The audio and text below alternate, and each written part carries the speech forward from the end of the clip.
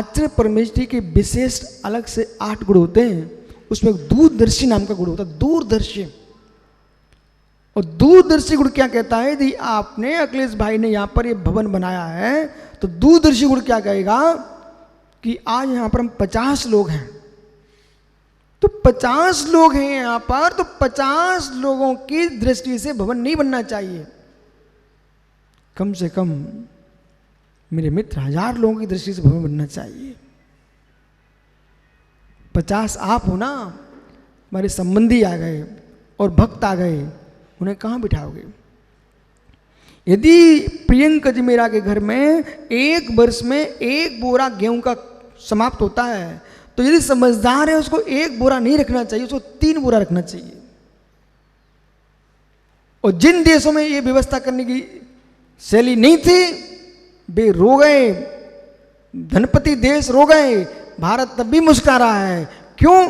Corona जैसे काल में हमारे यहाँ की परंपरा है घर में कुछ रखते हैं। ओहो, चंडी में पता चला था हमको, तो सुब्रत सागर जिन महाराज पास डायरी रखी थी 2, और जब आवश्यकता पड़ी ना वे सब डायरियां बाहर आई, जिनको चाहिए तो उनको दे दी गई। ऐसे भारत या तो कोई भी देश हो, वहां के मुखियों का कर्तव्य बनता है कि सेठ साहूकारों का पूरा धन न निचोड़े। राजनीति जो है ना मधु के छत्ते के समान नहीं होना चाहिए। राजनीति मधु के छत्ते की भांति नहीं होनी चाहिए कि तुमने पूरा छत्ता ही निचोड़ के जीवों को मार डाला। मित्र, राजनीति, ओहो, वो कहाँ गया अनिल टिकनाड़ा भाई? यहां पर कितने बड़े आम लगे हैं। ये मोनू तो कह रहा था, मोना हमने तो जीवन में पहली बार देखे, अभी तक आम लगे हुए यहां पर। मित्र, राजनीति ये आम सिखा रहा तुमको। सीखना है क्या आपको? राज्य चलाना चाहते हो, समाज चलाना चाहते हो, देश चलाना चाहते हो, धर्म चलाना चाहते हो, आम के पास जाइए आप। लेकिन मुझे मालूम है तुम्हारी बुद्धि होगी तभी सीख के आ पाओगे, अंतर नहीं आ पाओगे। लोक की रामायणों में लिखा है, जी रामायण सुनिए, लोक की रामायणों में लक्ष्मण से श्री राम ने कहा कि जाओ तुम रावण से कुछ सीख के आओ। रावण से सीख के आऊं? पुन्नू पप्पा बोले रावण से सीख के आओ। बोले भैया बोले तो जाना पड़ेगा। अब लक्ष्मण ही तो शत्रु देख रहे थे ना, सिर के पास खड़े हो गए। रावण बोला ही नहीं। बोले भैया मैं सन्नू, लेकिन शिष्य बन के आए हो ना तो फिर आपको नीचे आना पड़ेगा। वो वापस पहुंच गए। तब लक्ष्मण ने श्री राम से कहा भैया आपने कहां भेजा मुझे? वो तो मुख से नहीं बोला। बोले मेरे अनुज तुम खड़े कहां पर थे? खड़े कहां पर थे? शत्रु के पैरों में खड़ा होना पड़ेगा क्या? उसके सिर पर खड़ा था मैं। बोले भैया आपको पता होना चाहिए, मटके से ही पानी लेना है तो नीचे झुकना पड़ेगा, यानी सिर पर बैठ के कोई पानी नहीं मिलता है।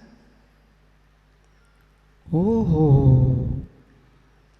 बोले जाओ शिक्षा लेके आओ। लेकिन भाई हो तो लक्ष्मण जैसा अंदर तो उबल रहे थे कि कहां भेज रहे हैं, लेकिन भाई की आज्ञा भंग नहीं कर सकते। पुणे जाते हैं, जब पुणे पहुंचते ना वहां पर जब पैर के सामने खड़े हो गए, हे लंकेश मुझे शिक्षा दो। तब लंकेश कहता आप मुझे अपना धनुष बाण दो। लक्ष्मण ने धनुष बाण दे दिया। बोले समझो आप मेरे शत्रु हो, मैं आपका शत्रु हूं। आपने शत्रु पर विश्वास कैसे कर लिया? धनुष बाण आपने मुझे कैसे सौंप दिया? लेकिन लक्ष्मण मैं आपको मारूंगा नहीं। क्यों? भले आप मुझे नीचे गिरा चुके हो, लेकिन फिर भी नहीं मारूंगा। बोले क्यों? क्योंकि आप इस समय मेरे शत्रु नहीं हो, शिष्य हो। पुत्र का और शिष्य का विघात नहीं होता है।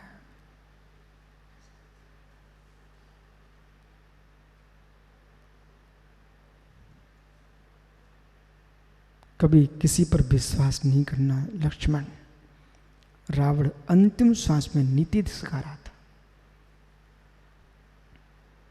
किसी का मन मचल सकता है, प्रतिक्षण बड़े लोगों को सतर्क रहना चाहिए। आरक्षक भी भक्षक हो जाते हैं, इंदिरा गांधी से मिल लेना।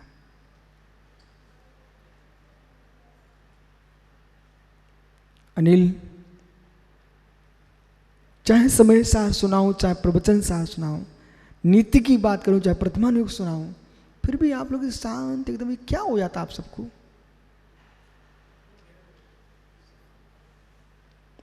हे मित्र, योग्यता होगी तभी आम से सीख लेके आ पाएंगे आप। और योग्यता नहीं है तो मित्र हो सकता आम खा के आ जाओ आप। नीति सीख के आना, आम के पास जाना। आज नीति ये है, यानी अजमेरा, हे मित्र, देश के सम्राट का कर्तव्य बनता है, यदि आम के ऊपरम चोटी तक तुम फल लेने नहीं पहुंच पा रहे हो तो वृक्ष को नीचे गिरा के आम ना लें। कोशिश करें ऊपर चढ़ करके डाली को तोड़ के ना लें, डाली से तोड़ के लें। क्या बोला? आपको आम खाना है, डाली तोड़ करके आम मत खाना मित्र, डाली से तोड़ करके आम ले लेना मित्र। ऐसे ही कर उतना ले, टैक्स उतना ले कि मित्र डालियां ना टूट जाएं, नहीं अगली फसल किस में आएगी? और जड़ ही निकाल दोगे तो प्रजा ही नहीं बचेगी, तुम शासन किस पे करोगे? इतना ही टैक्स लगाना चाहिए जिससे कि डाली ना टूट पाए, जड़ें ना हिल पाए, जिससे भविष्य में पुनः तुमको मिलता रहेगा। वृक्ष रहेंगे दीपक, अगले फसल पुनः मिलेगी आपको। शिष्यों को गुरु इतना समझाएं कि शिष्यों की श्रद्धा गुरु पर बनी रहे। शिष्य भाग जाएंगे, तुम गुरुता किस पर करोगे?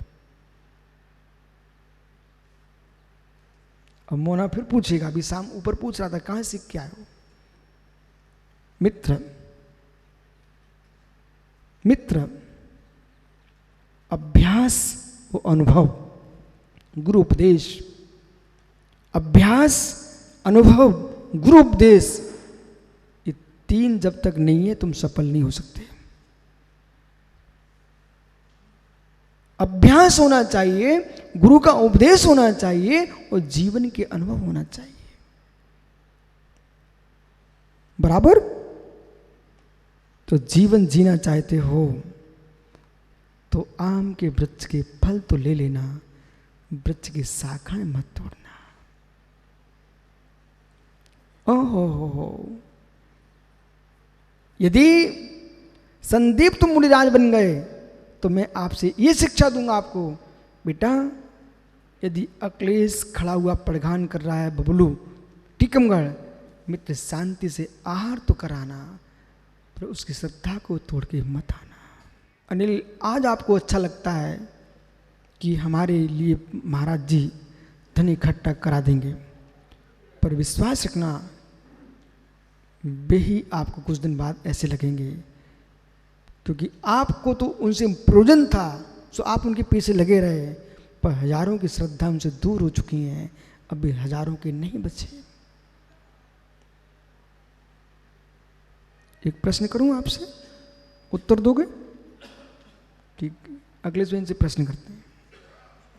हे मित्र, हे मित्र, बेटा है, अच्छा, माँ है, पिताजी भी हैं, बहुत अच्छा है, पत्नी भी है,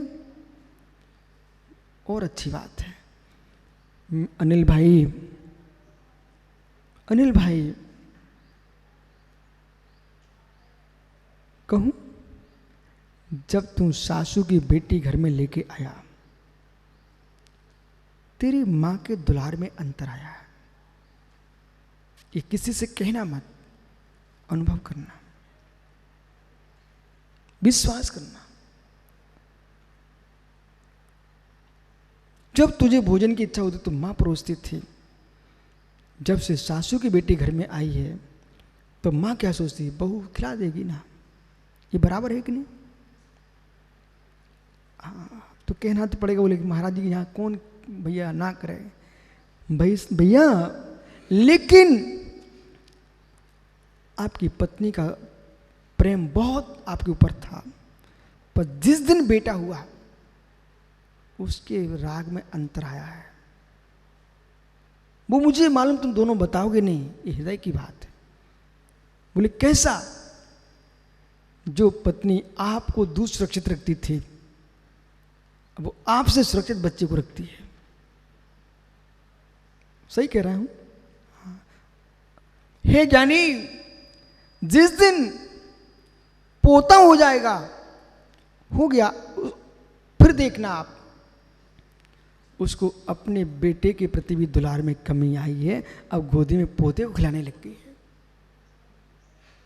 ओ हो, अब मेरे से मत पूछना कहां से सीख के आया हूं, लेकिन आप तो बताओ सही है कि नहीं? बिल्कुल सही है। मैं बिल्कुल गलत बोलता कब हूं? बिल्कुल सही है। अनिल भैया बैठो। हे मित्र, सब प्रयोग करके मैंने तो आपको सब दिखा दिया। अब ज्ञानी देख ले कौन किसका है। अब भी दिल्ली जाने की बात करेगा तो भगवान महावीर स्वामी अब समझाने नहीं आएंगे।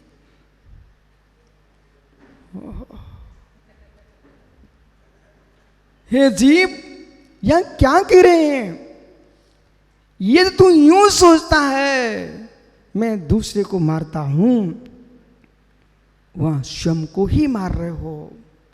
इसलिए मित्र, इस गाथा सूत्र को सुन करके किसी धर्मात्मा से भूल भी हो जाए तब भी उसका अहित मत करने देना। तुम्हारे घर से भी चला जाएगा, जहां पहुंचेगा वहां धर्म की तो जय बोलेगा। किसी का अहित मत सोचना। तुम जसी नाम सबदेव हंतव्यम मनसी, जिसे तू हन्य को मानता हो तू ही है। तुमसे नाम स्टीव अद्युसरण मनसी, हे जीव, जिसे तू आज्ञा रखने को मानता हुआ है तू ही है, तू ही है। न धर्मो धार्म के बिना, धर्मात्मा के बिना धर्म नहीं होता है। इसलिए हे जीव, जब जब आप अहित का सोचोगे दूसरे के, वहां तुम्हारे धर्म का ही अहित होगा, ये दृष्टि है। और जब जब तुम मेरे मित्र हित के बारे में सोचोगे, वहां तुम्हारे धर्म का ही हित होगा। इसलिए किसी के बारे में अशुभ नहीं सोचना। आपका समय हो गया। कल फिर आओगे यानी पर्याय तो पुनः चर्चा करूंगा, लेकिन आज इस चातुर्मास स्थापना की बेला पर इतना जरूर सोचना, जैसे मुनिराज अहिंसा के पालने के लिए चातुर्मास की स्थापना कर रहे हैं। मानसिक अहिंसा, शारीरिक अहिंसा, वाचनिक अहिंसा, त्रिविध अहिंसा के पालने के करते हैं। ऐसे कम से कम आप लोग भी इन 4 महीने 5 महीने इतनी प्रशस्त प्रणाम रखना। वो खास करके इस समय तो पूरे विश्व को चातुर्मास करना चाहिए। क्यों करना चाहिए? मेरे मित्र, शाम को दिखाता सुबह मिले भरोसा नहीं है, सुबह बात करता दोपहरी में मिले भरोसा नहीं है। ऐसी महामारी चल रही है, इसमें तो परिणाम अच्छे रखना चाहिए। हे मित्र, अच्छे परिणामों से जाएंगे तो कम से कम इस भव तो मेरा निकल ही गया, अगला भव अच्छा तो मिलेगा। इसलिए मित्र, कभी किसी से राग द्वेष के भाव रखना नहीं। सत्येश मैत्रियम गुणसो प्रमुदम दृष्टि रखना। भगवान महावीर स्वामी की बंधु अंतिम तीर्थ उर्ध्वायन स्वामी के शासन में हम सही विराजते हैं। तीर्थंक जिनेन्द्र की पीयूष देशना जिनेन्द्रवाड़ी मनुष्यों जगत कल्याणी है। ये सर्वज्ञ शासन नमस्तु शासन जयवंतो वितराग श्रवण संस्कृति। श्रवण परंपरा सनातन परंपरा है जिसमें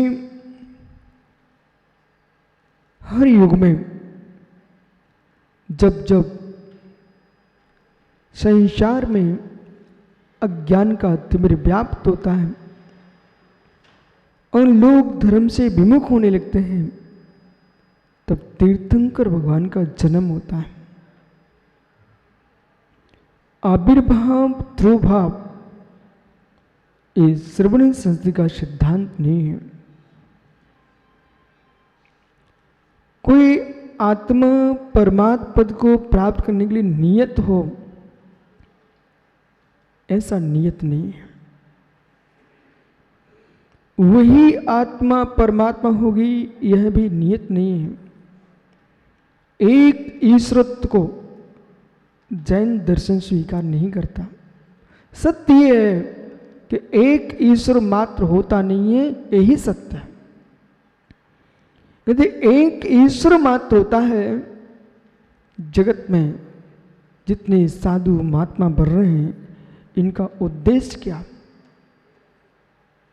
क्या मात्र भद्र कर्म करना ही? भक्ति को हम साधन तो मानते हैं, भक्ति को माध्यम मानते हैं, लेकिन भक्ति का उद्देश्य ये नहीं है कि मैं सनातन अनादि से अनंत काल तक भक्ति ही करता रहूं। कोई पुरुष है, धन से कमजोर है, वो सेठ की सेवा करता है, सम्राट की सेवा करता है, लेकिन लक्ष्य क्या होता है?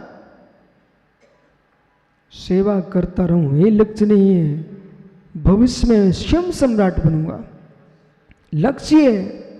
इसी प्रकार से श्रवण संस्कृति कह रही है, मित्र, जब तक हम अरहंत अवस्था को प्राप्त नहीं होते हैं, सिद्धत्व को प्राप्त नहीं होते हैं, तब तक हमें पंच परमेष्ठी की भक्ति करना चाहिए।